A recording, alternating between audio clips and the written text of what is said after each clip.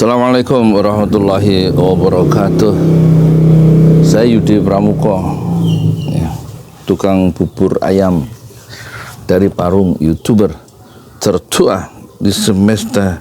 Saya heran ya dengan pikiran-pikiran orang yang berkuasa itu soal mahasiswa itu selesai masalah keuangannya kalau diberikan program student loan, ya, pinjaman untuk mahasiswa. Jadi dia bisa pinjam ke bank, ya, untuk biaya kuliah, tentu pakai bunga ya.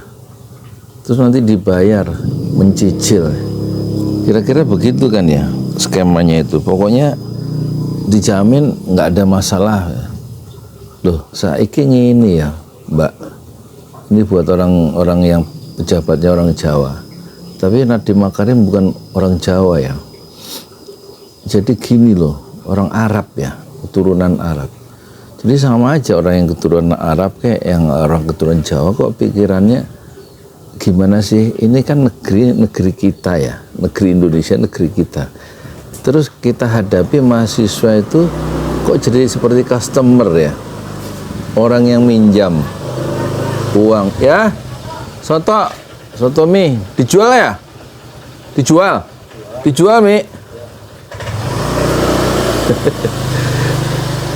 Jadi kok jadi negara itu, pemerintah itu berbisnis dengan mahasiswanya. Niatnya membantu tapi sebenarnya memberatkan loh itu. Untuk kasus-kasus pendidikan tinggi, kan mahasiswa itu akan yang ngurus bangsa ini ke depan, harusnya dipermudah. Jadi dia harusnya dipandang bukan sebagai orang yang memberikan keuntungan, tapi kita berinvestasi, semacam investasi gitu, membesarkan, membangun satu generasi baru yang jauh lebih baik ya, cara berpikirnya dibanding pejabat-pejabat yang sekarang. Tapi rupanya mereka nggak mau ya, generasi baru itu punya pikiran yang lebih maju. Caranya bagaimana? Yaitu tadi dikasih utangan, dilatih untuk berpikir dengan cara Yahudi ya, dengan perbankan. Kalau pinjamannya itu 0%, itu berarti ngikuti Islam, qardul hasan ya. Pinjaman tanpa bunga. Kalau pinjam 10 juta kembali 10 juta ya. Kalau bunganya 0,01%, berarti 0,01% itu yang batagor habis. Ya, batagor, soto mie. Jadi harusnya bagaimana mengembangkan ya sumber daya insan ini, apa modal lapisan intelektual yang akan menjadi memimpin negeri ini. Kan pejabat-pejabat yang sekarang ini kan pasti mati loh karena faktor usia, dan juga nggak mungkin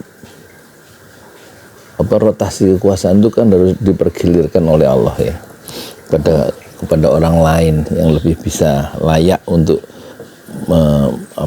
memanggul amanah itu, amanah kepemimpinan itu. Dan kita sebagai orang-orang yang menyiapkan generasi baru, para mahasiswa atau para pelajar, itu hendaknya betul-betul memikirkan ya, supaya dipermudah lahirnya satu generasi baru yang lebih baik. Dipermudah dari segi pendidikan, dipermudah dari segi pembiayaan, ya kan? Caranya ya, kalau perlu kuliah itu gratis ya. Misalnya berapa? Yang kuliah itu 1 juta mahasiswa. Terus biayanya misalnya 1 semester itu berapa juta? 100 juta misalnya. Mungkin nggak 100 juta. Itu 100 juta kali 1 juta. Cuman 1 triliun itu. 1 juta mahasiswa biayanya 100 juta ya. Berapa? 1 juta mahasiswa kali 100 juta. Cuman 100 triliun. Ya kan? Lebih baik dianggarkan 100 triliun daripada 500 triliun untuk IKN kan? Enggak. Atau 100 triliun untuk makan siang gratis ya. Kan setahun dananya 100 triliun untuk makan tok. Coba mikir dikit apa itu pejabat-pejabat itu, ya kan? Kok udah bayar ya? Uangnya udah? Ini Mi, uangnya mana?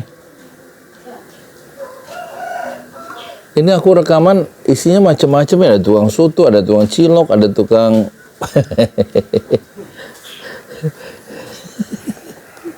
ada tukang batagor. Yang siapa ngomong ya? ini maklum studionya.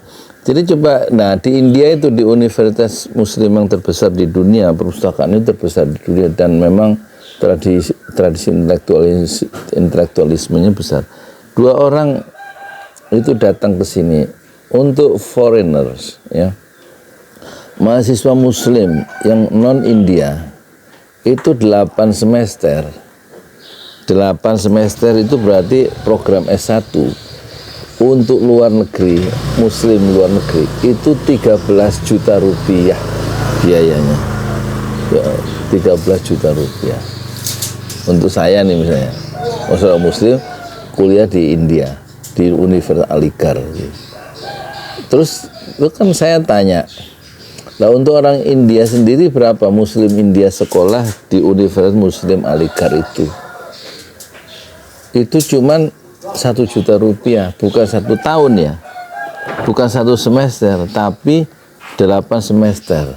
Coba itu, bisa kan?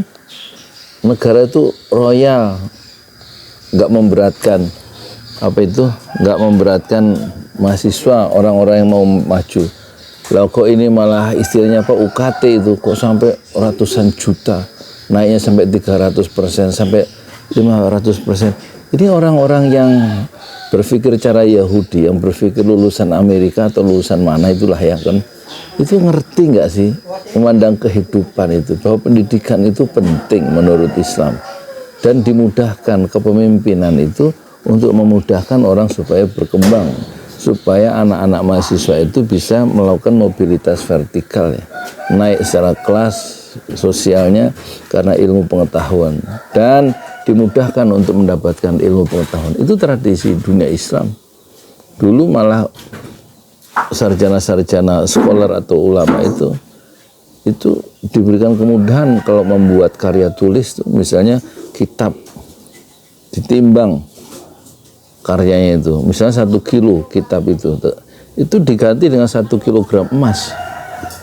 Jadi penghargaan terhadap ilmu pengetahuan. Nah sekarang di Indonesia itu tradisi Islam, ada tradisi wakaf gitu, makanya Islam itu, dunia Islam dikenal dengan 3 hal ya, ada sentra-sentra industri, ada kompleks militer, dan ada perpustakaan yang besar-besar.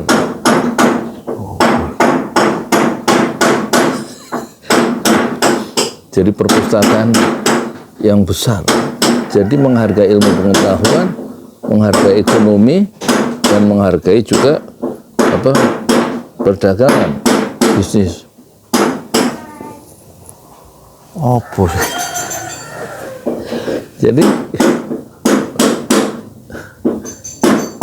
Jadi tradisi dunia Islam, kan kita bagian dari dunia Islam, malah kita penduduk Muslimnya terbesar di dunia. Aku contoh negara-negara Islam itu banyak yang di Arab Saudi, di Brunei itu sekolah sampai perguruan tinggi gratis ya, sekolah gratis, kemudian rumah sakit gratis. Kenapa pendidikan di negara-negara Islam itu gratis? Kok di Indonesia malah naik? Di sini korupsinya sih naik, korupsi, maling-malingnya banyak. Jadi sebelum